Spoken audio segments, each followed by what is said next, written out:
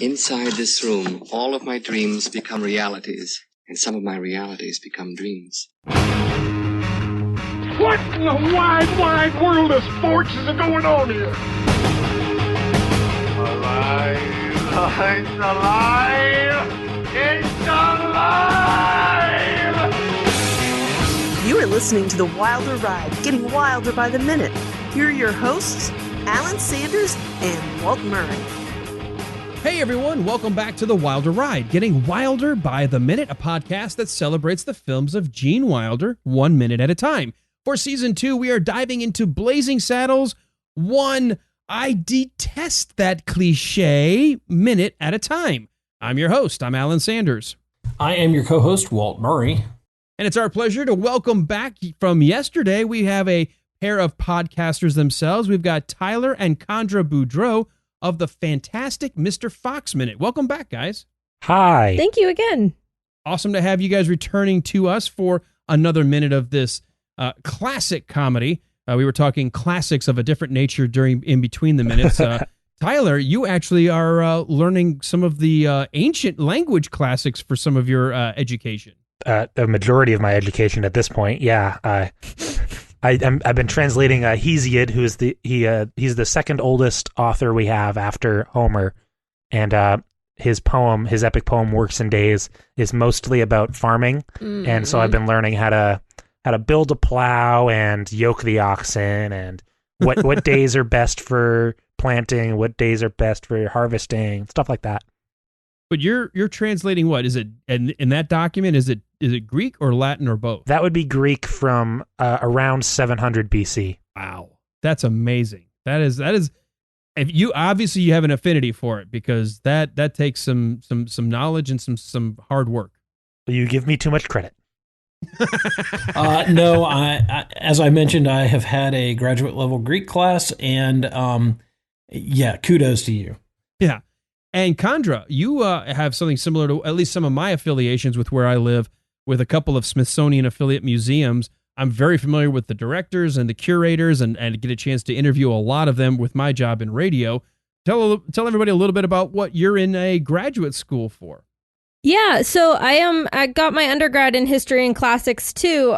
So after that, I was like, let's see how I can actually use these and go into the museum world. So I study how to make museums accessible to lots of different people and make them more engaging and make objects, give like people the opportunity to think about objects in new and exciting ways. So I've had a ball trying to figure out how to make things engaging and fun and update museums into the 21st century and beyond and make them happy, safe places for lots of folks. That's fantastic. And something that is near and dear to my heart with so many museums in our own backyard. Earlier this season, we actually had the historian and special projects manager, Jim Dunham, join us for several minutes. He is actually a former actor from Hollywood, used to do cowboy stunt shows for Paramount Pictures, and actually has been a gunslinger, a trick gun artist, a historian, a cowboy, a poet, a performer, an actor, a painter. I mean, this guy is amazing, and above all, a storyteller. If you ever say, well, that's about as boring as watching paint dry, he could spend 2 hours explaining why paint drying is fascinating, and you would be lost in the conversation. He is just a gifted storyteller. So I would highly encourage you guys, if you get a chance later, go back and check out the minutes with Jim Dunham. And he does talk a little bit more about the Booth Western Art Museum. And Chandra, that might be someplace you want to check out sometime if you're ever down south. Absolutely. I know I've heard of it before because of its Smithsonian affiliation. So if I ever get down there, I will definitely look it up. Yeah, and by the way, our little community is actually building another, hopefully, world-class museum. It's actually going to be called the Savoy, which will be a classic car and automobile museum. And that one, they've already done groundbreaking, and that is supposed to be up sometime in 2020, depending when you stumble across this podcast. So there's museum work here in the South. Of course, there's museum work probably everywhere you go. It just depends where you want to live. I thought you were referring to the movie by minute community, and I was like, what museum are we making? Yeah, no. I mean, wait, no, there's the, so San Diego Comic-Con is having an official museum, and I'm sure with the rise of podcasting in the last few years and their impact on the nerd community at large, podcasting will get mentioned. Oh, there we go. We can strive to have one day one of these episodes dropped into the Podcast Hall of Fame. Yeah, I want to start that. Should I found the Podcast Hall of Fame? Amateur Nerds presents the Podcast Hall of Fame. Look, if y'all start a Podcast Hall of Fame, you are no longer amateur nerds. No, that's full-time professional nerd. Thank you. You are. That's what I want to become, though. You are a pro nerd at that point. I have been trying to figure out ways to do podcast criticism and like analysis and theory. And I think it obviously has to be done in the medium of podcasting, because I feel like writing about podcasting would be antithetical. So I've been trying to think of ways to get into it. I'm obviously spending my time doing other things at this moment, but I hope in the future to get into it. Well, I was reading an article the other day on podcasting, and I kind of stepped back for a second, and I was like, what have I become that I'm reading an article on podcasting? Well, you know what? I'm in the actual true broadcast, profession, being in radio, but it's changing too. Radio, the internet, all of that has changed, and people wanting things on demand, people wanting to feel like it's more conversational rather than I'm isolated. Podcasting is not going away anytime soon. For sure. Let's hope not. Oh no, I think it's just going to grow. Well, let's go ahead and focus on the minute we have at hand with all of our folks. It is a Thursday here. Welcome back, everybody. It's minute 74, and we're going to continue what's happening. It looks like Sheriff Bart has just been found out, hiding underneath the robes of a KKK man. And we'll start the minute with, and now for my next impression, Jesse Owens. And we're going to end with 3 miles due east of Rock Ridge at midnight. Do you understand? And there is a lot, Walt, that we're going to be covering in this minute because, as we've mentioned in multiple times throughout this season, you and I watched the TV release of this movie first. Our first ever version was a little different than the theatrical one. Yeah, it was. I was kind of afraid that there would be a lot that had been left out of this minute. What we have in the theatrical version and what was in TV, we've got about 2.5 pages of dialogue and script that I'm going to go through that are not in the movie, but actually pieces of were filmed and put on television. But let's start off with this first anachronistic mention, Jesse Owens. And now for my next impression, Jesse Owens. How important was it to mention Jesse Owens on more than one level, Walt? Oh, I mean, huge. Jesse Owens is known as one of the fastest people to ever live.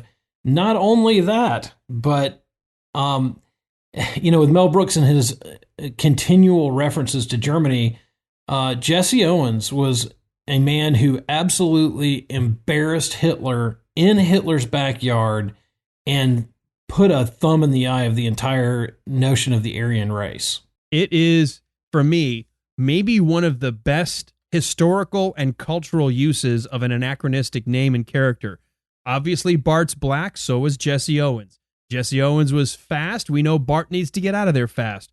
But Walt, you hit the nail right on the head.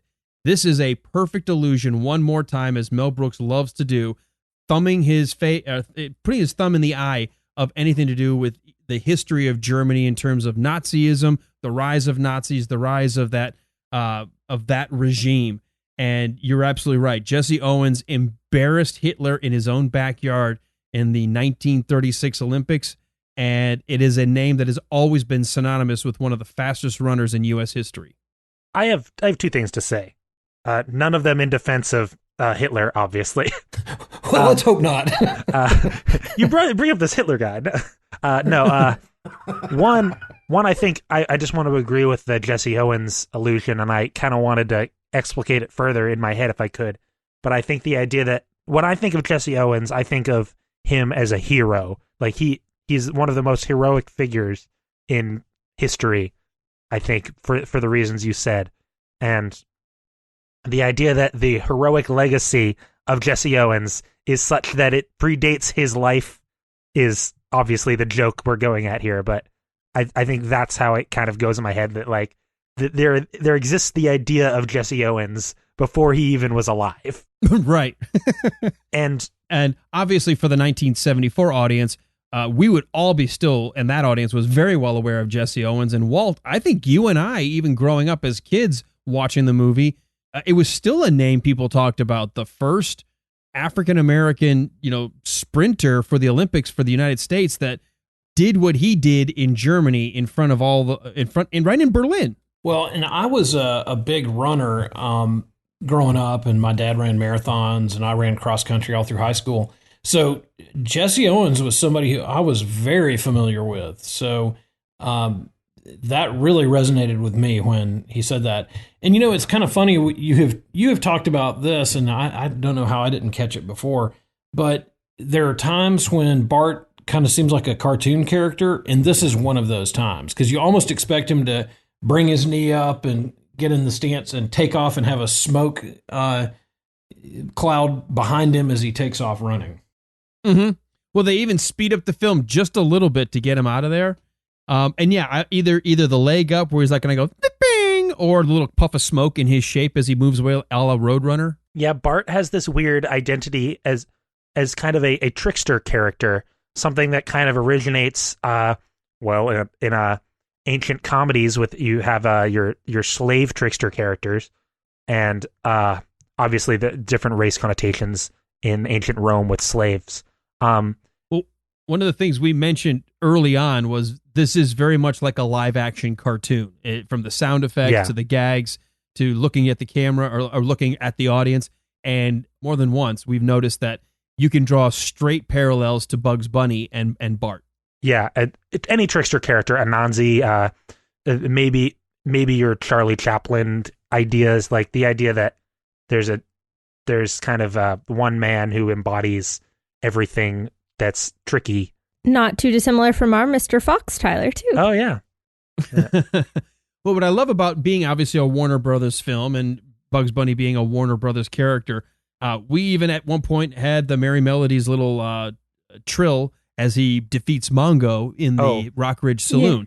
So yeah, that's definitely the idea that he's always able moment to either talk his way out of trouble or manages to get his way out of trouble or just things happen his way, follows him throughout the whole movie. Yeah, for sure. The other thing I wanted to point out before we move on is you were talking about kind of the Jesse Owens making fun of or kind of putting Germany in its place, and Mel Brooks always trying to kind of punch up at that old regime. I think what's interesting is that Mel Brooks isn't anti-German per se. He's just anti-Nazi because Madeline Kahn's character is German and she's a good German. And it's the idea that it's like people can be good people even if like no matter where they come from. I'm just realizing this now, but the idea that Madeline Kahn is German is even more proof of the idea that if we all band together for good reasons, we can all make things work out. Oh yeah, absolutely. And if I said, I didn't mean if I said all Germans, but he does have a fascination with Germany in general and its history. If you look at his other movies, and one of the characters we talked about that was left out of this movie, he created a character called Leopold, who was supposed to be sort of a manservant to help Madeline Kahn's character, Lily von Stupp. And he was dressed in a World War I uniform with a pith helmet and a wooden arm, but they decided to not use it in this film. Instead, it got tweaked a little bit and became Inspector Kemp in the next movie he would do. So he's funny. Always had a fascination with Germany. But yeah, I think when he absolutely is thumbing his eye, it's always at either Nazism or Hitler. Yeah, and I wasn't trying to like call you out for just a small misspeaking, but what you had said had made me think of that. So that was kind of the bridge I was going on. Point of having a good conversation. I would absolutely call Alan out on every little thing that he says. I highly encourage that. It is not only encouraged, it is expected. I mean, parse it out as much as possible. Put Alan in his place. I mean, I think. Sorry, I have two thoughts. I think in part, Mel Brooks focuses on this whole idea of good Germans and like Nazis is because his parents had to flee or like sorry, I said that wrong. They were German Jews. Right. And they had to flee to some extent. His extended family was eradicated during the Holocaust.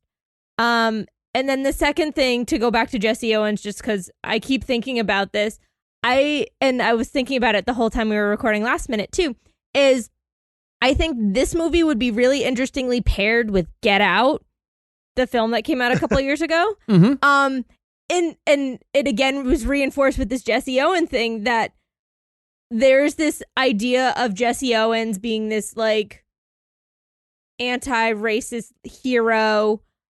And it plays out in a very different means in Get Out.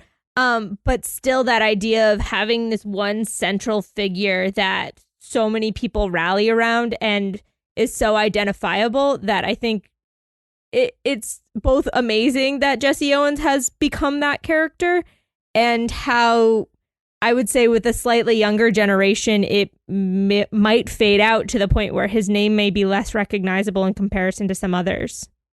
I would love to see Jordan Peele's what he says to the audience in this screening of this double bill of Blazing Saddles and Get Out. And Jordan Peele's, because he's got that comedy background too, but he also has these strong not opinions, that kind of makes it sound condescending, but he's got these strong emotions regarding race, which come out so well in Get Out, that I would love to pick his brain. Is also a condescending way of talking about this kind of thing, but I would love to hear what he has to say. Well, I don't think that's condescending at all. I think that he would probably appreciate that you want to pick his brain on this, because I think he does have some really prophetic things to say to our culture about it. But one of the things about Jesse Owens that I think is really overlooked sometimes is the way that the American culture was at the time. Racism was such a big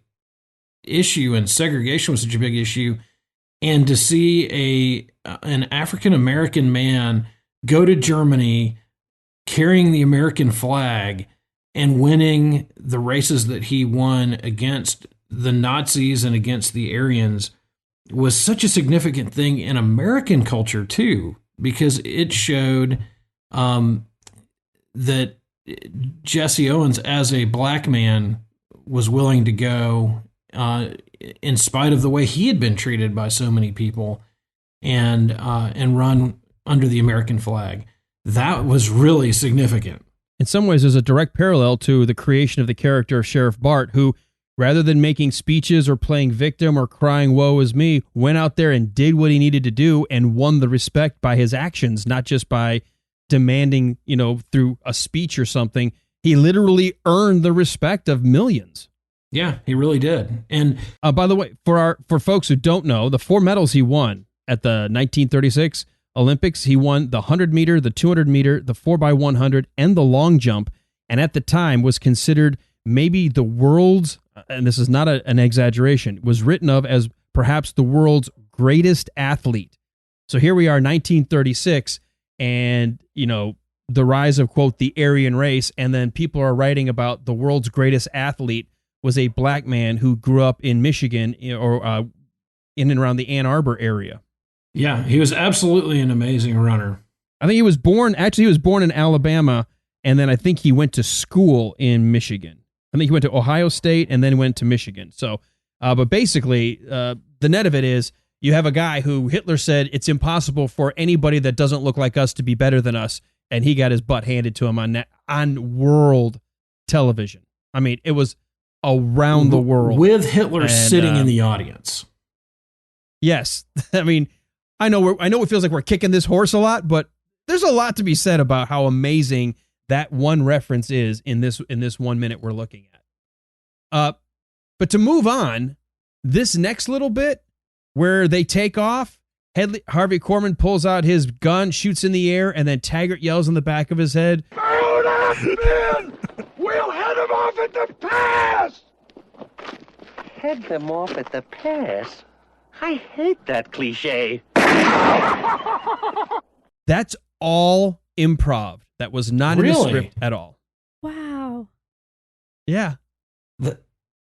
I hate that cliche. Well, and it's funny too, because when everybody starts running, Hedley is the only one who pulls his gun, and it is probably the most useless gun you could possibly pull in a situation like this, because he pulls his Derringer, which is not very accurate. No, it's designed for like shooting somebody underneath the card table you think is scamming. My dad carried a Derringer, Derringer, a 22 caliber Derringer, when he was working undercover, and he's always talked about how it was basically a 3-foot shooter. You had 3 feet of accuracy with that gun, and so it is a desperation gun. So he never could have hit anybody once they're out of about a 10-foot range. And Walt, let me point out again that I said very early on, I think with our very first guest, Jim O'Kane, every gun sounds exactly the same. Oh, yeah. There's no absolutely. way the Derringer sounds like the Colt 45s we've been hearing used by the Cowboys throughout. No. And then Hedley's such a dummy, he shoots his best man in the foot. Right? He's so angry at him. I detest that. And then in the TV version, I don't think they do it here. I want to double check.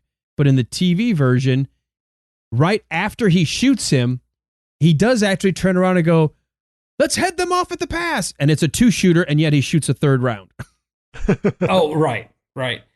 So, and then isn't there something in the television version between the time that they have him shoot him in the foot and they go to the tent here? Let me go ahead. I'll summarize this. And by the way, folks, this is available on YouTube. We should probably put it out on our listeners group page with this episode as well, as we've done in the past when we had our multiple defeats of Mongo that didn't make the theatrical but were in the television release. What's supposed to happen next? And Mel Brooks keeps the camera moving and speeding it up so everybody looks a little cartoonish anyway.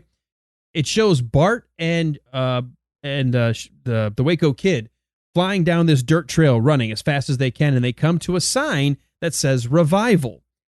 And as Bart, I think it's Bart that slaps the sign so it starts spinning around and they take off one way. All of Taggart's men show up on horseback a second later and they see the sign spinning, so they kind of wait for it to stop. The sign spins and points in a different direction, and they all head off in a completely separate path from where Bart and Jim headed to go toward the Revival. So here are these two guys wearing white robes. They come flying down a hill, and they realize that there is a baptism happening in the local stream, and several people are all wearing white church robes. So naturally, they just kind of fit their way in with the group of folks that are all out on an afternoon to be baptized, and they show up. There's a picnic lunch going on. They all sit at the picnic table and say, "Amen, brother. Amen, sister." And someone hands them a plate, and that's where we fade on the television version. That's really interesting because that's another thing that also happens in the film "Oh Brother, Where Art Thou?" Yeah, it's similar. Yeah, exactly. And I would highly, if you haven't seen that version, if you don't have the Blu-ray version of this movie that would have that, you can very easily find all of those outtakes on and television takes that were used in the TV release. I'd encourage you both to go check it out because I personally think the 2 additional times he defeats Mongo belong in the movie and should be. And this scene here is actually pretty cool too because it shows that they use trickery to get away. We don't just do a fade to black and next thing you know they've already gotten away. I kind of like seeing the fact that they were able to trick them by slapping a sign and it's spinning around, and as it spins it ends up pointing a different direction, and Taggart and his men are stupid enough to just follow the pointing sign instead of the obvious smoke trail of where the guys were running. That's weird because I've seen the deleted scenes of him defeating Mongo, but I haven't seen this scene. So I'm like wondering what's going on in my brain. You know, it's funny, Alan, there's a picture that I posted back in March, a production picture of Gene and Clay Vaughn in their robes that say "Have a nice day." And in the background, there's a sign that says "Baptisms Today." So I was wondering where that picture was shot. I guess sorry, I said Revival. It is baptisms. Yeah, sorry, baptisms. Yeah, okay. So, but it is a production shot of the two of them in their robes looking over their shoulders with the "Have a nice day" thing. So I was wondering where that was taken. I guess it was taken where they shot that deleted scene. Right. Now, here's something interesting that is in the script that was never in the television version, and of course, obviously not in the theatrical. We get to a point where Jim and Bart are arriving on scene. They're confused as the pursuers show up, so they get into the water. Jim is dipping Bart furiously in and out of the water. Some of Lamar's henchmen wade in among the people being baptized to scrutinize them more closely. Cutthroat to Jim. Who are you baptizing? Jim holding Bart underwater. Nobody, just doing my wash. We see bubbles. Bart pops up spitting water. Bart, your wash is drowning. Bart punches Cutthroat unconscious. Jim pointing. Look. Bart sees what Jim is pointing to, a horse grazing alongside the pond. They make for the horse. Bart jumps up. Jim hops up behind. They begin to ride. Then a man in white sheets in the water. Hey, what do you fellas think you're doing with my horse? Bart and Jim on the horse. We're stealing it. Bart and Jim ride off. Then the man says, stares after them with quizzical resignation. Lamar's men, they are on horseback, riding furiously in search of Bart and Jim with Taggart in the lead. Bart looks back and sees Taggart's men in the distance, says to Bart, floor it, baby. We've been spotted. Jim urges the horses to greater effort. Then we get a master shot of the chase. Bart and Jim ride past a stagecoach being held up. Remember, Walt, we've talked about this gag has been in several places that were dropped out of the movie of a random stagecoach being held up and nobody cares. We see Taggart then. Come on, we're gaining on him. Taggart pulls out his gun and fires. His men follow suit. There's a master shot. Taggart's men only 50 yards away. Bart and Jim. Jim suddenly reins up. The horse stops. Bart, what are you doing? Jim, this dumb horse is going to get us killed. Come on, let's make a run for it. Bart and Jim jump down and start to run. Master shot of them running like lightning, easily outdistancing Taggart and his men as though they can run faster than the horse. Taggart and his men reining up. We'll never catch him now. Throws his hat down angrily. Sons of bitches outsmarted us. And that's when we fade to black. Oh, I love that joke. The guys are faster than the horses, but a lot of unnecessary action. It might have been funny, but I kind of think there was a medium ground there. I like them hitting the sign for the baptisms today, and that tricks Taggart's men. Walt, what do you think about all that extraneous exposition of your wash is drowning and I'm just doing my laundry and running after the horse and all that other stuff? There's some humor there, and I guess it would have been okay if it was left in, but I think you're right. I think it is extraneous, and I don't know. I could go either way on it. I guess if it was in there, it would be funny, but I don't think it was necessary and didn't move the story forward. What do you guys think? Obviously, having this wasn't shot. All the stuff that I just added, the stuff that I mentioned prior about going down to the revival was. But what do you think of this idea of the game of pretending to drown Bart or holding Bart underwater, telling him he's just doing my laundry? Bart can't hold his breath anymore. Pops up, says, your laundry is drowning," and then they have to beat up the cutthroat, steal a horse, get away on foot. And what do you all think of that? I think it would definitely mess with the pacing in a way that this movie does feel pretty tight in terms of editing.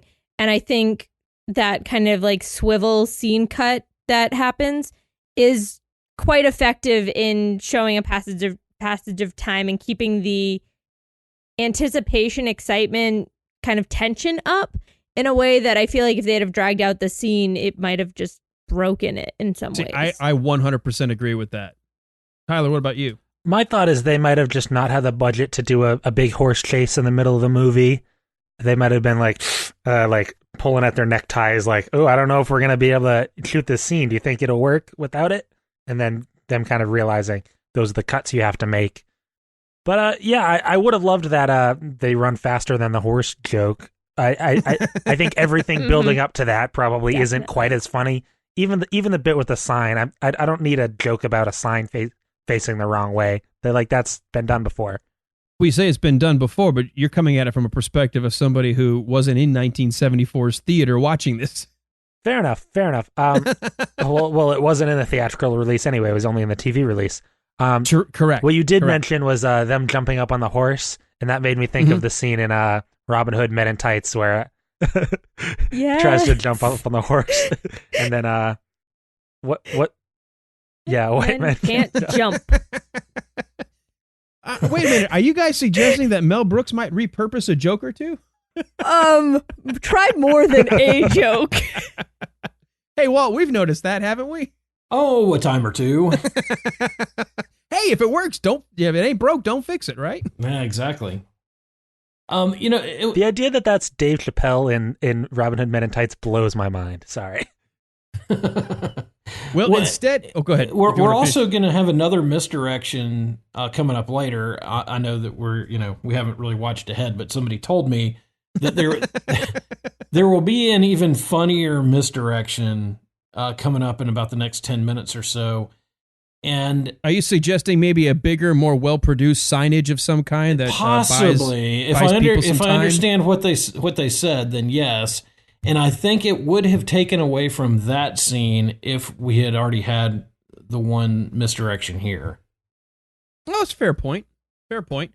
When I watched the TV version, I never really thought of them as being similar, but I could see where, had I seen this movie maybe when I was much older for the first time rather than as a kid, I would say, well, wait a minute, we've already had sort of a sign or a directional kind of a gag. Why do we need another one? To quote Robin Hood Men in Tights, a toll's a toll and a roll's a roll. Oh, no. Sorry. One more thing about Men in Tights. At the end of that movie is they have the joke where Cary Elwes makes Dave Chappelle the sheriff, and everyone's like, a black sheriff? And he says, what? It works in Blazing Saddles. Right. Right. I have to be honest. Both Spaceballs and Men in Tights have funny moments, but if you don't know the movies they're making fun of, which to me makes them a little bit more easily dated, if you've never seen Kevin Costner's Prince of Thieves, you lose a lot of the jokes in Robin Hood Men in Tights.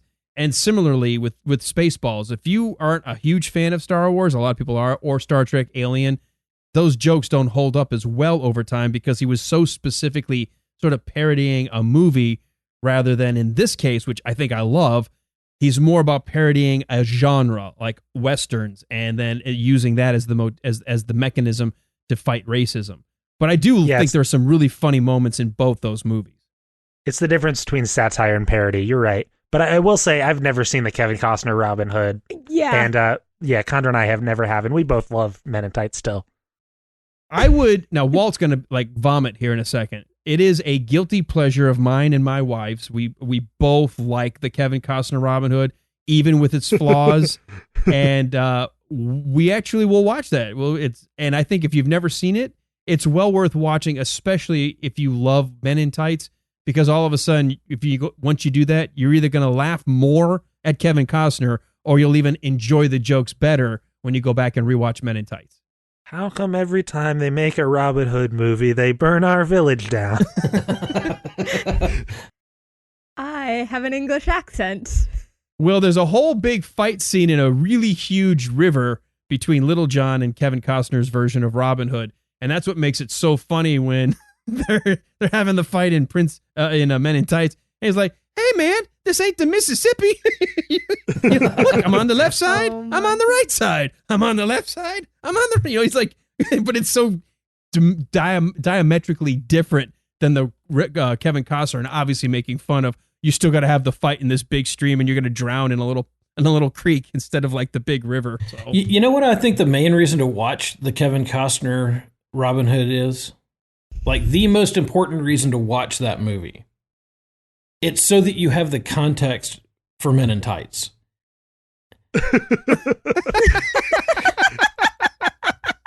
And let's get this straight. See, Walt cannot at all stand. He doesn't like pretty much anything Kevin Costner. Now that is not true. Untouchables is really, really good. Untouchables. I said pretty much. I didn't say 100%. I'm not painting with an exclusive brush. But you've got very few instances of Kevin Costner love. I think there's one. I'm trying to think. Now, Kevin Costner's got a new one. Okay, two. Oh, I love Bull Durham. Yeah, because Bull Durham is great, and Kevin Costner is great in it, and he is actually fantastic in The Untouchables, and it is one of my favorite movies. So but there's not a whole lot else. Now, I think, and I've said this before, that I think the new movie that he's going to be in, I think is going to be really good too. The Bonnie and Clyde movie, I think will be really good. Are they remaking the old one? Sorry, I've never heard of this before. Well, no, it's not Bonnie and Clyde. It's about the guys that hunted down Bonnie and Clyde. Right.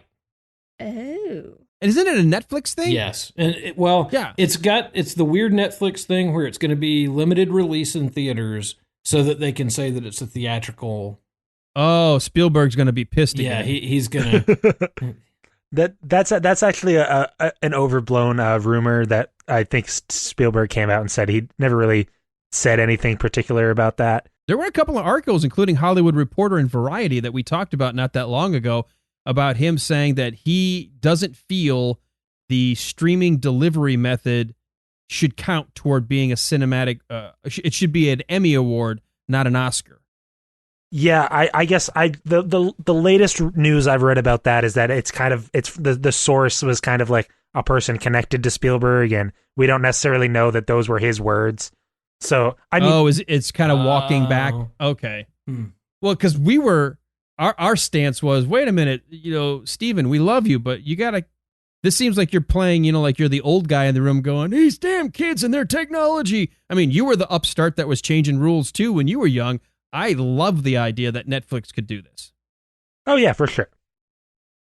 So, okay, well, that's good to hear. I had not seen a follow-up since those first few articles that came out that we talked about, where it sounded like Spielberg was very much against Oscar nomination. He was all for them being Emmys, but not being considered for a, quote, a film award versus a television award.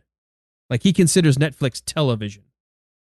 But I would argue, I mean, that's not even close to the TV made movies. I mean, these are full theatrical releases just because you're streaming them to Netflix. And by the way, the TVs I grew up with versus what we have today. I mean, I've got a 65-inch ultra wide. I mean, a 4K ultra HD cinematic screening room. I don't have a TV. I've got a home theater.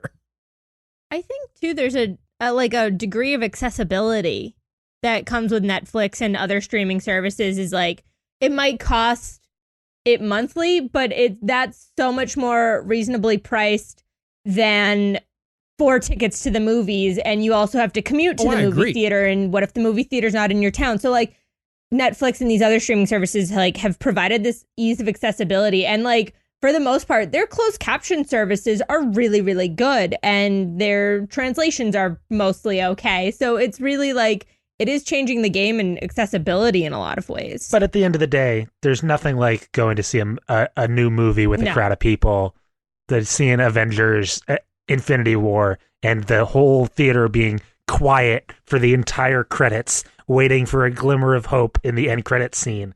This is one of my favorite theater experiences.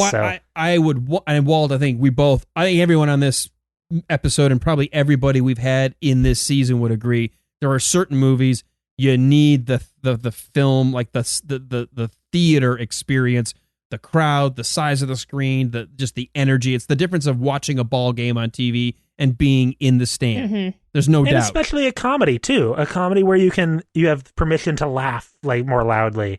You're in that environment. I think it's cool too when you're sitting in the theater and the whole theater gets the joke. There's really something about that is really special. And even though, a year later, I'll be happy to watch it on my phone when I'm, sitting at home eating dinner. But there is something really special about being in the theater with a crowd enjoying a movie like that. Absolutely. And the one thing I said about this, and I know we're going to get back to where we are in Blazing Saddles, but just in general, I remember when Steven Spielberg started up DreamWorks, and the whole idea behind DreamWorks was, we're trying to create a new studio that is going to give a break to these new creative young talents that can't make their way into the big established studios. So he was sort of a cutting edge. Let's try to give new rising filmmakers a stance and a platform to get their films out. Netflix is doing the same thing. It's just streaming it rather than putting it in the theater right away. And to me, that's where, and I'm glad to hear that you're saying that, Tyler. I can't believe I've missed it. If it's come out that he didn't really mean it as vociferously as it came across in the earlier reports. Because I do think things change, and you just got to flow with it. You can't just, it's my way or the highway. That just doesn't work anymore.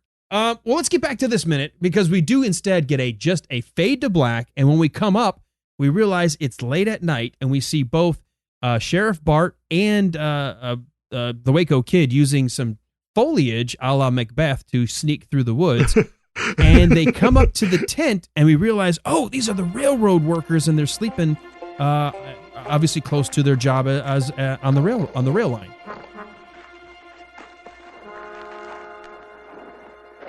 Yes, that's what happens. I'm really confused about time though, because he's like, meet me at midnight, and it's like, then what time is it right now? Because it's dark enough to be midnight right now. Is he giving him a 15-minute ward? I was wondering that too. Well, they didn't have daylight savings back then, so it was like 9:30.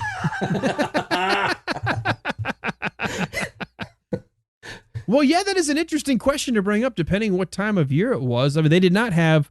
When did daylight savings actually start? World War I. Okay, so this was pre-changing the clock, so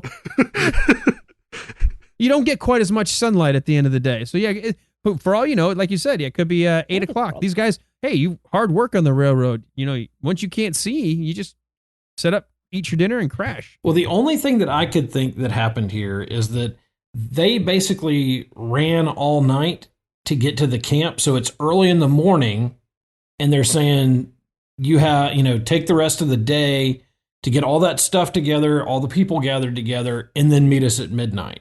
So yeah, but I don't think that works. I think I'm with Chandra on this one. I think it is going to all take place this exact same night, because they know Hedley is pretty much already done signing people up. They've infiltrated. Hedley's not going to wait a day to come sack Rockridge. He's coming that morning. Well, I agree with you that it doesn't work. I was just trying to offer something that might pull this out of the grinder. Or the prairie grinder, if you will. Oh my God. Well, you never cease to give me words to believe. You're damn right. I do like this little interchange of dialogue. He sneaks up, puts his hand to keep it from, jumping out and saying anything startling. You hear him say, and he goes, say hello. He takes his hand off his mouth. Hello. And then he covers it up. Listen to me, and listen to me good. And then he tells him, I want you to get all the brothers together. Round up all the lumber, canvas, paint, and nails you can lay your hands on. And meet me tonight 3 miles due east of Rock Ridge at midnight. You understand?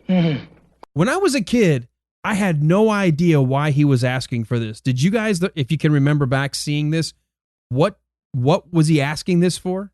To meet 3 miles east of Rock Ridge? I have no memory. Yeah, why was he going to the railroad camp and saying, grab, I need you to wake up the men, get some supplies, and meet us due east of Rock Ridge? Well, if you listen to the supply list, it's all lumber and all that kind of stuff. His plan will be revealed later. But, he's ready to build a fake Rock Ridge.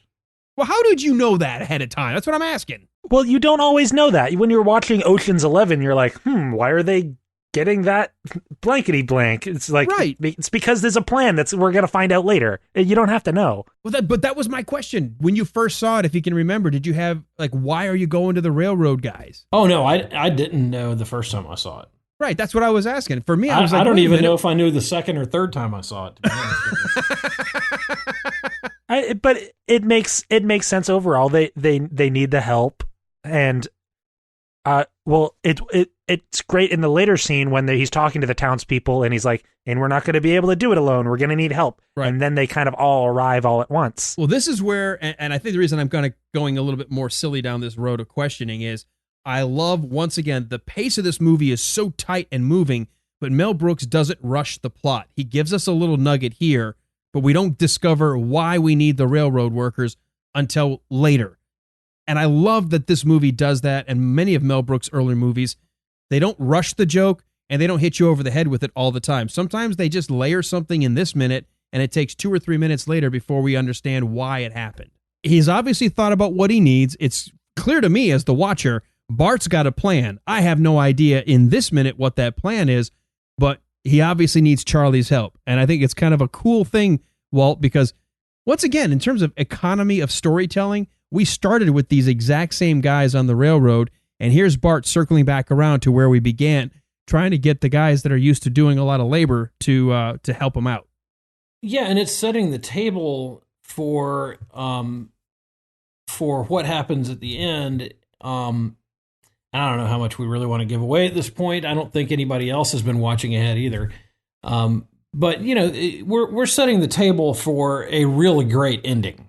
Yeah, I think so. I think we already established with our other minutes earlier that we are definitely in our third act here, and we have got this rising tension. At some point, the protagonist and the antagonist are going to have to come to blows of some kind. So we'll leave it at that. We are at the end of the minute. That is the end of minute number 74. We don't get to hear the rest of the conversation if there is any.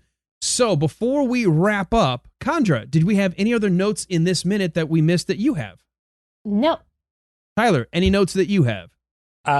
You act like I have notes. No, wait a minute. You're a podcaster. They might be mental notes. Tyler never has notes for our own show. What? I've seen this movie so many times. Do I need notes for it? What was it that you said, Walt, in one of our episodes? Notes? I barely figured my way into the studio. Notes? We don't need no stinking notes. We don't need no stinking notes. No. Was there anything about this minute you wanted to add? No, something I'd like to subtract. No, just kidding. No, if I could just reiterate how funny Harvey Korman is with that earlier line. I hate that cliche. Just so funny. His performance as Hedy Lamarr is really funny. That's Hedley. Okay, thank you. I've been trying to fit that joke in this whole last 2 hours we've been recording, and I finally got it. Okay, thank you. That's it. Awesome. Walt, I know better to ask, but I have to be polite. Do you have anything else? Yes, I actually do. Oh, really? Yes. Wow. So this is more in the alternate universe where they have that stagecoach joke that runs through this movie. This, I think you said this is the third time? Fourth time that was cut from the script. So it's interesting to see that they did have that joke that ran from end to end. The first time we saw it get cut, I was like, oh man, they really didn't need that. That's kind of a silly, ridiculous joke. Now I'm kind of intrigued, and I'm kind of thinking that might have been an okay joke to run through this, where you have that stagecoach thing going on in the background and ignored every single time. Yeah, every single time, same stagecoach being robbed or held up by some masked gunman, and nobody cares. And everybody just ignores it. That is kind of funny now that we've seen it 4 times being played out. Now I'm kind of like, man, I kind of wish that was there. It's like the I don't know if you guys are familiar with the cartoon Avatar: The Last Airbender. The Cabbage Man. I am familiar with it. I know my eldest daughter is such a fan that my youngest daughter bought her the entire box set for Christmas this year. Yeah, there's a joke in that show, as Chandra alluded to, where there's a cabbage salesman who every time there's action occurring, and no matter what city they're in, he's kind of come to this city and set up his cabbage stand, and every time they knock over his cabbage stand, and he's like, my cabbages! Like, no matter where he goes, he's always getting knocked over. Yeah, the same joke.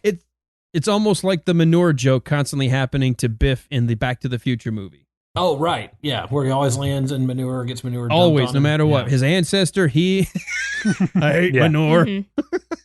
So, excellent. Well, I don't have anything else. I know I spent a lot of time in the script. One of the things we love to do is give a little insight on what they thought they were going to shoot versus what we eventually ended up with, both theatrically and the television side. Guys, it has been our pleasure to have you for these 2 minutes. Tell everybody again, and whoever wants to take the lead or share it, however you want to do it, to tell us a little bit more about your podcast, The Fantastic Mr. Fox Minute. Well, we break down Wes Anderson's 2009 Fantastic Mr. Fox film 1 minute at a time. It is a beautiful claymation film, family-friendly show, and family-friendly film. So we try and just have a good time chatting about a movie we both love with a fantastic soundtrack. We've got a whole slew of guests that we've been fortunate to get on the show, and we're in our third act too now. Fantastic. And where can folks? I mean, is it on every podcatcher out there? Just search for Fantastic Mr. Fox. It's not on everyone, but your Google Plays, your Apple Podcasts. I don't know if it's on Stitcher. It's okay, not. yeah, I guess that's something we need to work on. Who knows? But yeah, you can also follow us on Twitter at Amateur Nerds. That's our kind of brand name that we use. So excellent. Well, since you're in your third act, and I'm pressed against time, I told the wife 5 o'clock would be the wrap up, and now I'm getting the stare, and everyone knows that stare, but it is the stare, and I cannot. And it must not be. She who must not be named must not be ignored. But what are you guys planning on next? Do you think you're going to continue with another Wes Anderson, or are you thinking about a different film? What are you looking at? That's the big debate. Yeah, TBD. To be determined. We really are going to do another, but we Okay. have no idea what it's going to be yet.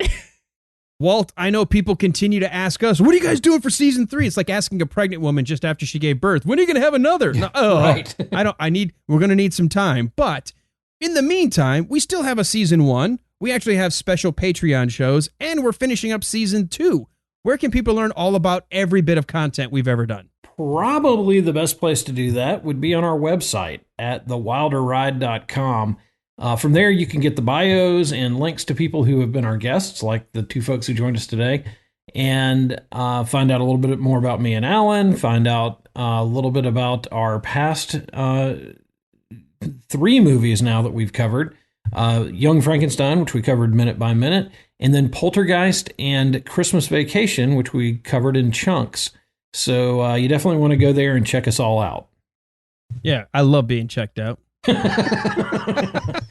Well, Doesn't happen nearly as much as it used depends to. on who's doing the checking. If it's the At this NSA, point, it's a whole different You ballgame. get to a certain age, you just want to be checked out. So, all right. Well, come on back tomorrow because we are going to wrap up the week Friday with a couple of guys who are used to knocking things out rather than checking things out. We've got Doug Greenberg and Jason Haynes from the Rocky Minute. They are have wrapped up by this point. They are done with Rocky 1 and Rocky 2 with their eyes set on Rocky 3. But they're going to join us in the ring here for starting the minute with a muttering yes and say goodbye. And we're going to end with right down to the orange roof on Howard Johnson's outhouse. And to find out what happens on Friday, you got to come back tomorrow for this, The Wilder Ride. Well, for my next impression, I'm going to do Howard Johnson painting an orange roof.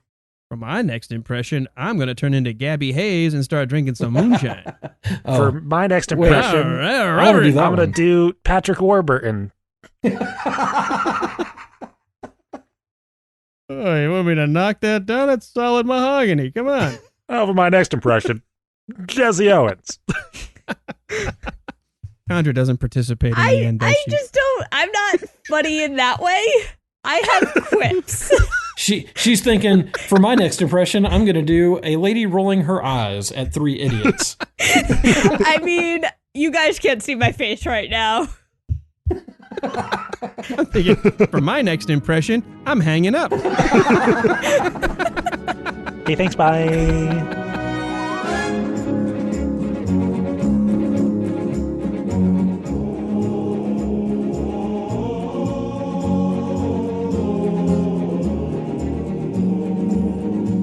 And it's okay to have a scene in a movie that's not purely like only in there for jokes.